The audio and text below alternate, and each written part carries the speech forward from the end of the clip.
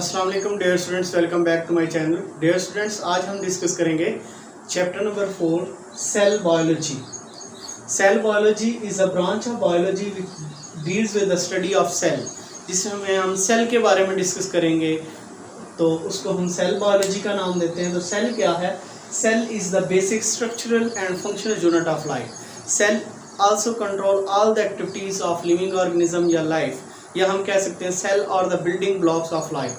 Cell is the basic structural से क्या मुराद है कि ये हमारी स्ट्रक्चर को बनाता है। कैसे? फर्ज करें ये मेरा हाथ है, तो हाथ को बनाने में भी कौन सी चीज़ इंपॉर्टेंट है? वो सेल है। यानी हाथ जो है ये किससे बना हुआ है? या आंख का स्ट्रक्चर है तो किससे बना हुआ है? सेल से बना हुआ है। या हमारी बोन्स हैं तो वो बोन सेल से बनी हुई हैं। तो यानी कि कोई भी बॉडी का पार्ट है तो मुख्तलिफ सेल से मिलकर बने होते हैं, और वही सेल्स जो हैं फंक्शन परफॉर्म करते हैं, और उसे इस वजह से हम नाम देते हैं cell is the structure and functional unit of a life.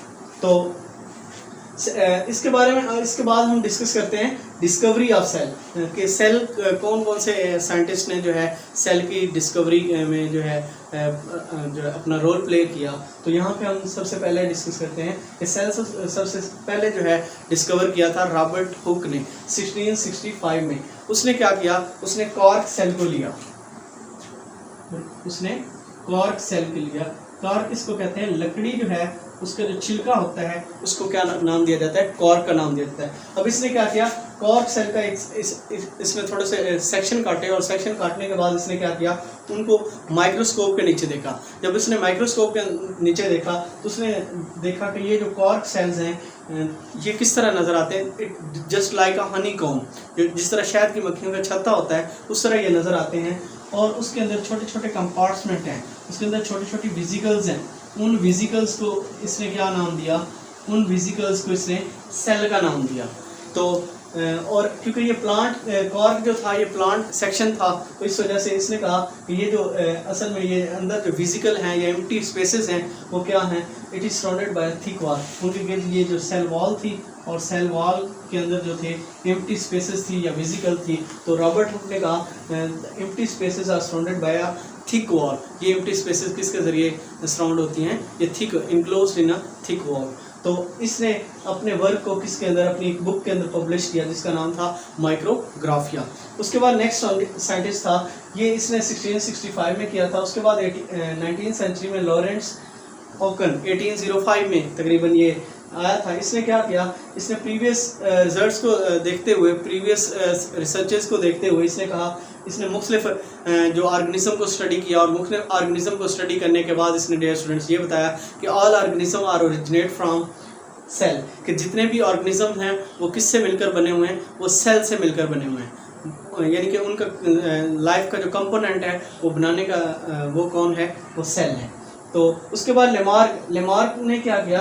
Lamarck ने ये कहा कि without cell life is not possible without cell या सेल कंपोनेंट्स, कि सेल या सेल कंपोनेंट्स के अलावा जो है जो भी लाइफ होगी हम लाइफ उसको कंसीडर करेंगे जो सेल पर मुश्तमिल होगी। सेल के बगैर अगर कोई चीज़ है तो वो लाइफ कंसीडर नहीं की जाती। उसके बाद साइंटिस्ट आया रॉबर्ट ब्राउन। रॉबर्ट ब्राउन ने क्या किया? 1831 में इसने न्यूक्लियस को डिस्कवर किया। अब जैसे जैसे यानी कि रिसर्चेज बढ़ती गई और स्टडी भी एडवांस होती गई। जैसे रॉबर्ट ब्राउन ने क्या किया? उसने फर्दर स्टडी की, माइक्रोस्कोप के अंदर देखा, तो उसने कहा कि सेल जो है, सेल के अंदर एक छोटा सा स्फेरिकल शेप जो है ऑर्गेनली मौजूद होता है, जिसको क्या नाम दिया जाता है? न्यूक्लियस का नाम दिया जाता है।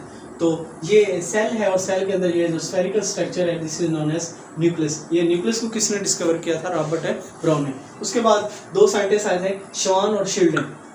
श्वान जो था वो एक ज़ूलॉजिस्ट था, और शिल्डन जो था वो बॉटनिस्ट था। ज़ूलॉजिस्ट था तो ये एनिमल सेल को इंडिपेंडेंटली स्टडी कर रहा था।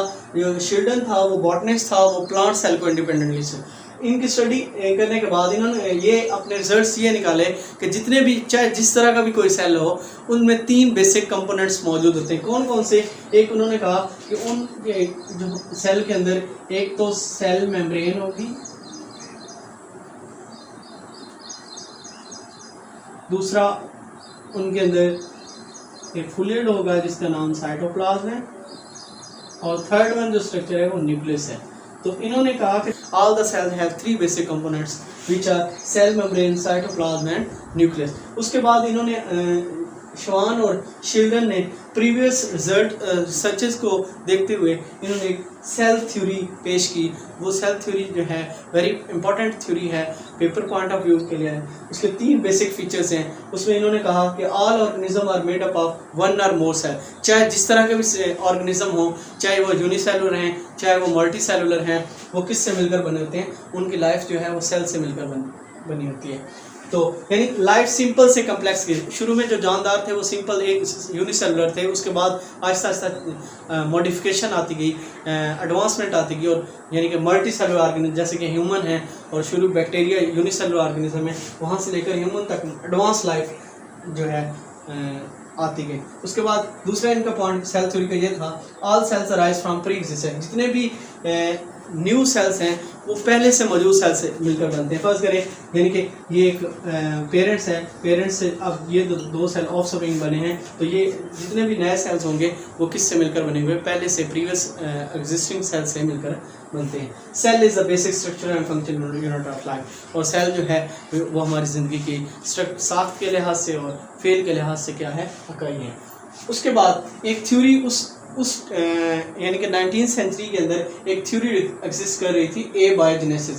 उस वक्त ये कंसेप्ट था कि जो लिविंग थिंग्स हैं वो किससे अराइज हुई हैं? Non living. लेकिन उस वक्त डियर स्टूडेंट्स ये था कि उस वक्त इस बात को मानना मुश्किल था, नामुमकिन था कि लिविंग थिंग्स जो हैं वो नॉन लिविंग थिंग्स से अराइज होती हैं। तो इसको किसने गलत साबित किया? रुडोल्फ विर्चू ने साबित किया।